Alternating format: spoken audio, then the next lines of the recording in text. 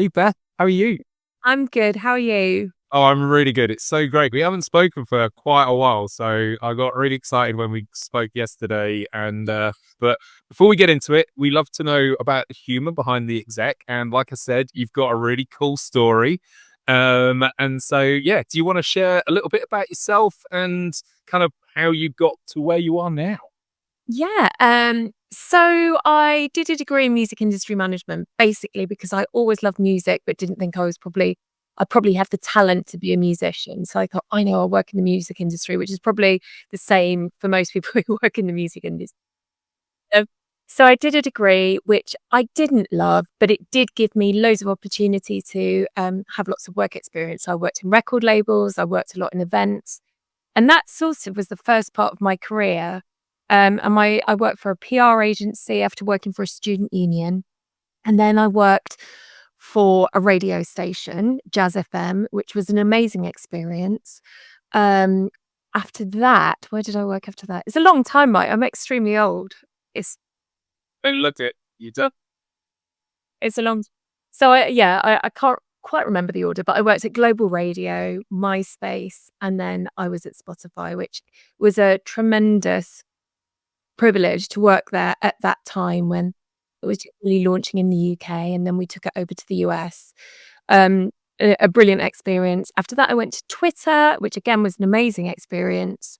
And then I worked a bit in music events, and here I am now at the Independent, which is different in a lot of ways, but shares a lot of the same qualities and principles as all the other places I've worked. I'm loving where I am now. But look, just because we want to dive into lots of different things over the course of this session, but that's a pretty varied career and a career a lot of people would be very envious of.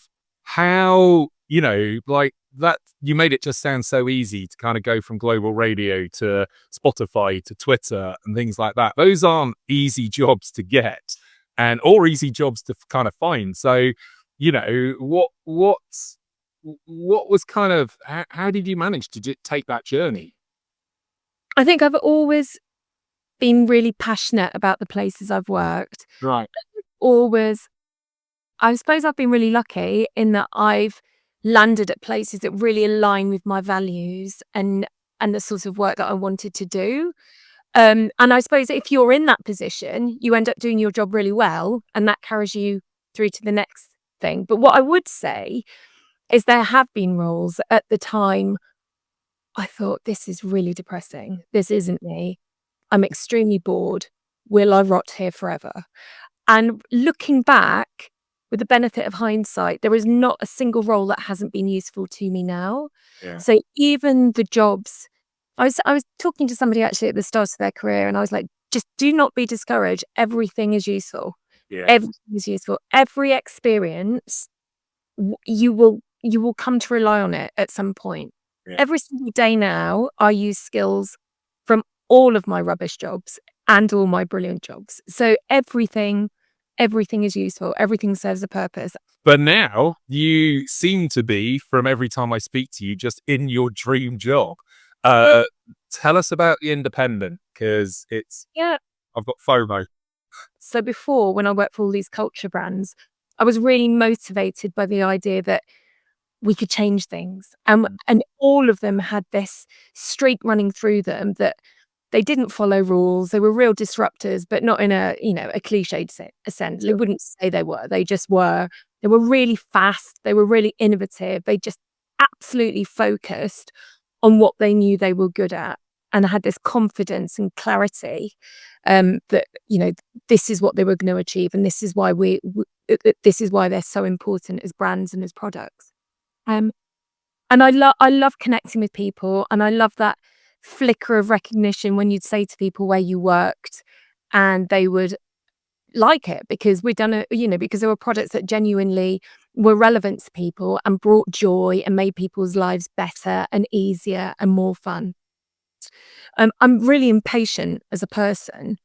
So I think something that has and I'm quite stubborn.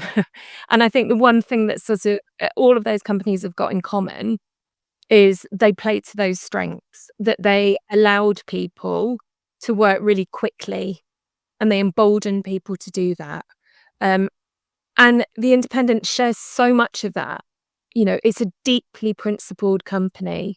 It's affected amazing change, but not the sort of change that makes people's lives better and easier in terms of, you know, a new music streaming platform or a new way to engage with music and artists. It's genuinely saving people's lives and changing people's lives. And at this point in my life, I want to try and improve things. As people get older, often I think they become less willing to want to change things. But I've gone the other way. I'm more aware of the injustices around us, and it's a privilege to work for a company that just does such incredible work and has done since its inception. Um, and, you know, The Independent was founded on principles of inclusivity and innovation and independence, and that has never been more important. So let's just finish kind of on the independent, not finish, but with regards to the independent, perfect example is kind of just like your summer. You've had a crazily exciting summer, haven't you? And kind of what would you say your mission is, working at the independent and kind of driving it forward? Our mission is making change happen. So when I started at the Independent about 4 years ago, and the first thing I tried to understand is what was authentically true about us and how could we position ourselves in a way that was unique. So it was all about what was authentically true and what was unique. And it quickly became apparent that the answer to that was change making. And the fact is that our editorial team make change happen every single day, not just the big campaigns. So not just the campaigns against Brexit and for marriage equality and, you know, fighting for climate change initiatives when people were mocking us. Not just all of that, but every single day in their reporting, it was about amplifying marginalized voices, speaking truth to power without fear or favor, you know, all this amazing stuff. And what that has created, or what that has attracted, is an audience of people who are change makers as well, who don't just feel that they want to make change happen, they really believe they can. And I think that's because the tone of all of our journalism and all of our output is about encouragement and not judgment. And I think where some titles maybe go wrong, I won't name names, but I think where they do is you never feel like you're doing enough. And I feel like I I'm quite a good person. You know, I feel like I donate to charity and I'm a vegetarian and all of this, but I always left these platforms or these publications feeling like I was doing things badly. And that's not our approach at all as a news brand. Our news brand is giving people loads of brilliant, non-partisan, fact-checked information and allowing them to make the difference with that information and giving them ways and suggestions and solutions of making the world a better place. And that really, really appealed to me. And I think that has informed all of marketing and all of our marketing strategies since in terms of brand marketing. But every bit the thing that's bugging me is like what you've done is you've really stuck to your purpose driven goals, but there seems to be not to get too, but a lot of people kind of backing away from purpose now. What's, how does, what advice could you give to anybody like, because I think it's really critical. Look, I know that we're in a bit of a unique space, or not a unique space, but a space that's different to lots of brands in that purpose is our purpose. So me talking change is like Spotify talking about music. So I get it. But what I don't get, and what I think is a massive shame, is when you see brands walking away from change moments. Yeah. It just shows to me that they never believed in them in the first place. No. So I think some studies suggest that there's been a 39% reduction of brands that are activating around Pride, for example. Yeah. What are they doing? Yeah. The cause hasn't changed. So all they are indicating is that they've changed something. Yeah. And you're alienating what at the end of the day is your audience as well. And your employees. Yeah. Like, employees. And people will not forget.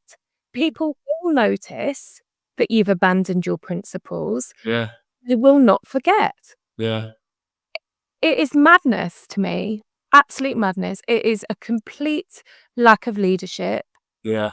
moral integrity, and it will affect, even if you don't want to do it for the right moral reasons, which you should want to do it for the right economic reasons. And Yeah. people that are shying away from these moments, it is so short-termist because in the long term, people will remember and they won't come back.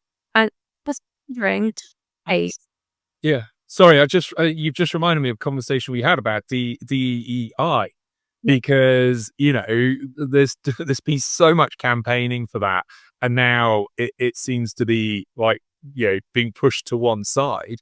yeah, And again, you and I were talking about the facts show that a more diverse business structure creates a more successful business.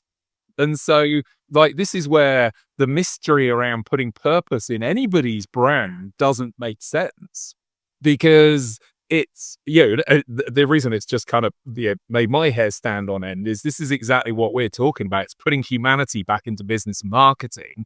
Is no, and I'll say it. You probably don't want to, but Spotify is the perfect example, and I'm sure they can tick a box when it comes to new bands, but there's a business that has globally transformed the music industry. Yet, where is its ingrained purpose to support music venues and that side of things? It should be an important category, shouldn't it? And so, I think this is I love where this is going, because I think it's a really important message to any individual starting a business and any CEO out there that's in charge of a big business is you're not looking after your company if you're now pulling away from any sort of purpose driven thing. And that's what almost turns, I've just written a whole piece on why everybody says marketing is so fluff, and bullshit. And it's because, you set out with these strategies, but then they get changed after a few years. That no, doesn't make sense. no, it absolutely doesn't. It doesn't. And I just think whether it's people activating around change moments, value moments, or DEI, when people say to me, well, why is it important? Why would we do this? My question is, well, why wouldn't you? Yeah, no. Why Oh, wouldn't you God. decent person to begin with? Why wouldn't you treat your platform as a privilege and a responsibility? But even if you don't see that, and you don't see that at all, do it for the economic reasons. Yeah. Even if you don't understand why it's good to be a good person, Yeah. economically it makes sense. Like there's McKinsey research that says that if you put DI, if you embed DI in terms of your leadership, you're going to be 36% more profitable. I know. You know, if you as a brand can show leadership and moral courage, and that you're an actual ally, not just an ally when it's easy to be, what you're showing to brands and to partners and to advertisers is that you've got that moral courage, and it's not caution, whatever that is. Come on. Yeah. And brands will come to you because they will see that you've got moral authority, that you've got strength of conviction, that you're not cowardly. And brands that have those same purpose, that same amount of purpose, will come because they want to work with you. And even if that doesn't convince you, doing a campaign which achieves moral good, you are showing that you can convince people to act and do things in a certain way. Isn't that good for a brand to do?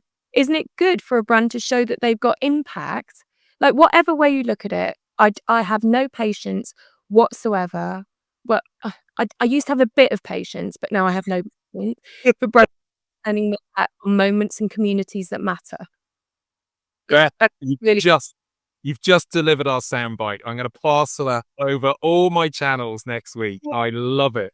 The thing is, like, sorry, I'm going to just, but the fact that you just went through three very basic principles of, do it because you should be a good person. If you're not a good person, do it for financial benefit and business acumen. It's like, it makes it sound well, as stupid as it is, the fact that people aren't doing this is it's like, why should these things be a throwaway marketing initiative and not ingrained into the absolute infrastructure of any business, no matter Yeah. what size you are?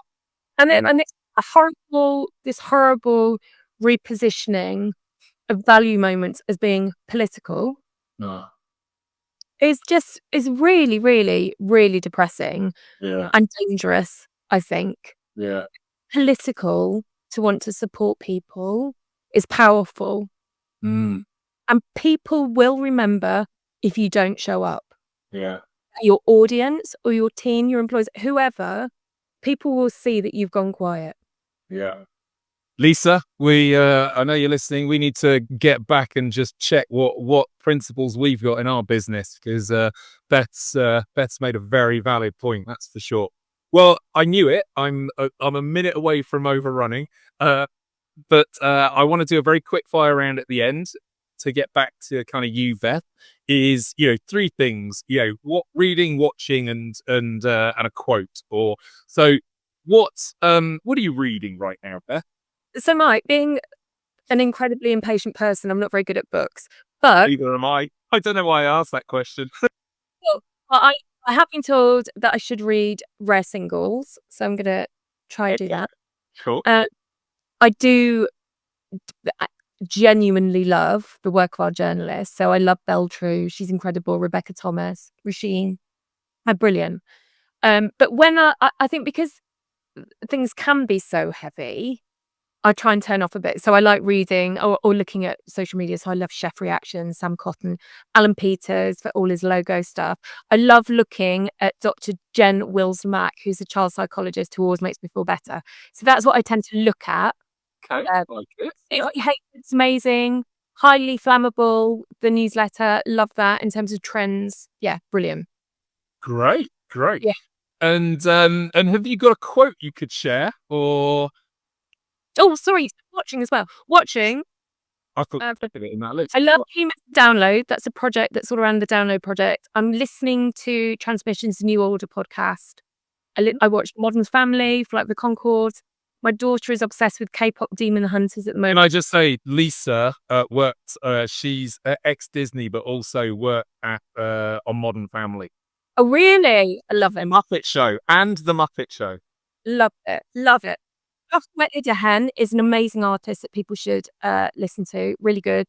When people aren't looking, I watch the Kardashians. Love that. And my quote would be, and it's not just at the moment, it's sort of all the time, is whatever you're not changing, you're choosing. And I think that's I love it. I love it. change it. Fantastic. Beth, you have been an inspiration as always. It's so tracking you down. I can't wait to catch up next time I'm in London.